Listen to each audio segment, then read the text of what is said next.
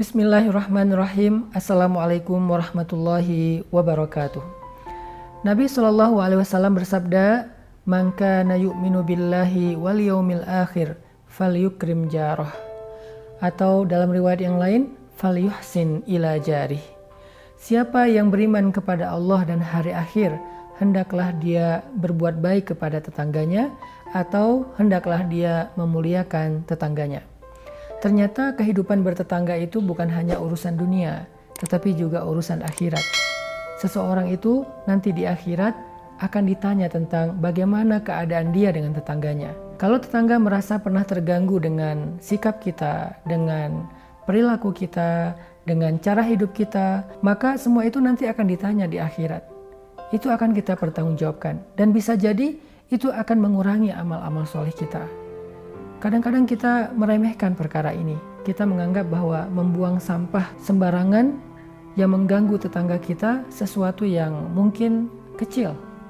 Kadang-kadang kita berpikir parkir sembarangan yang membuat tetangga kita kesusahan untuk masuk ke rumahnya sendiri atau keluar dari rumahnya sendiri perkara yang sepele. Kadang-kadang kita berpikir menutup jalan karena ada hajatan tanpa meminta kerelaan, keridhaan tetangga itu perkara yang biasa-biasa saja. Kita meremehkan hal ini, padahal Nabi sampai membawa-bawa iman dalam urusan bertetangga. Siapa yang beriman kepada Allah? Artinya, tidaklah beriman orang kepada Allah kalau dia menyakiti tetangganya. Su'ul jar. Tidak disebut orang yang beriman kalau dia menyakiti perasaan tetangganya. Kalau dia membuat tetangganya merasa sedih. Kalau dia membuat tetangganya merasa terganggu. Apalagi jika itu sudah menjadi tabiatnya dan terkenal di antara semua tetangga-tetangga di depan rumah, di belakang, kanan, kiri, bahkan mungkin satu desa. Tidak beriman kepada Allah orang yang seperti ini. Su'ul jar. Kalau Nabi membawa perkara iman dalam sesuatu, berarti perkara itu adalah sesuatu yang besar. Kehidupan bertetangga, kata Nabi, ada hubungannya dengan iman. Iman kepada Allah dan iman kepada hari akhir.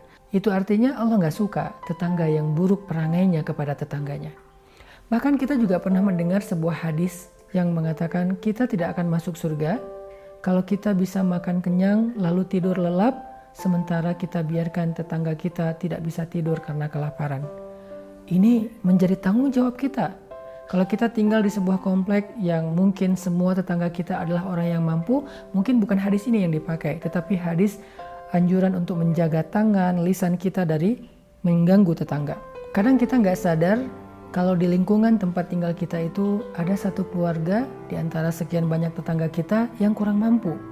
Yang mungkin pernah dalam satu malam anaknya tidak bisa tidur karena sakit dan tidak mampu membeli obat atau membawa anak itu ke dokter. Maka seluruh tetangga yang ada di kawasan itu akan ditanya oleh Allah. Apakah kamu tahu ada tetanggamu yang kesakitan? Tidak tahu ya Allah, maka itu menjadi dosa bagi dia.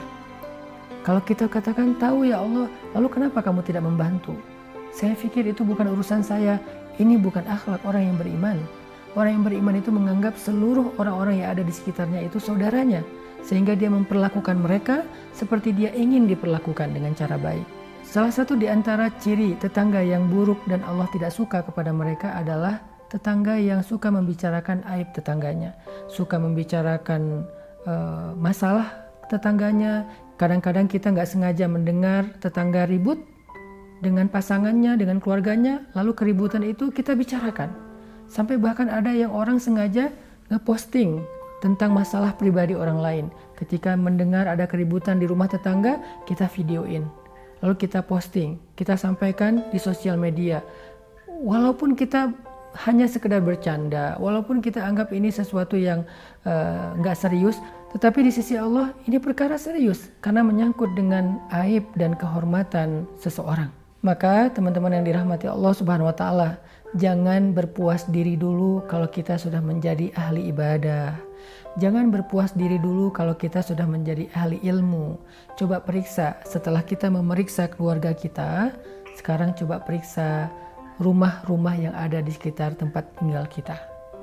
Coba periksa orang-orang yang ada di sekeliling kita. Coba periksa tetangga kita. Jangan-jangan tanpa kita sadari selama ini kita sering menyakiti perasaan mereka. Jadilah orang yang ra'fah seperti Nabi, yaitu orang yang sangat hati-hati dalam menjaga perasaan orang lain, menjaga hak orang lain, menjaga kenyamanan orang lain.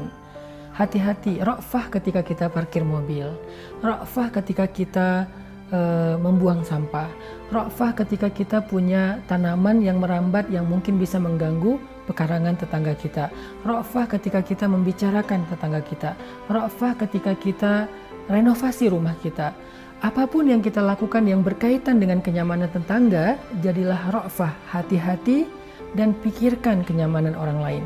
Dengan begitu, barulah kita bisa tenang bahwa kita tidak termasuk tetangga yang buruk di mana Allah Subhanahu wa Ta'ala tidak suka kepada mereka. Mudah-mudahan Ramadan ini menjadi momentum bagi kita untuk memperbaiki kehidupan kita dengan tetangga. Beri mereka hadiah, sapa mereka kalau kita lagi keluar rumah. Usahakan jangan sampai kita mengganggu privasi dan kenyamanan mereka. Siapa yang menjaga kenyamanan saudaranya di dunia, maka Allah jaga kenyamanan dia di dunia dan di akhirat insya Allah. Barakallahu fikum.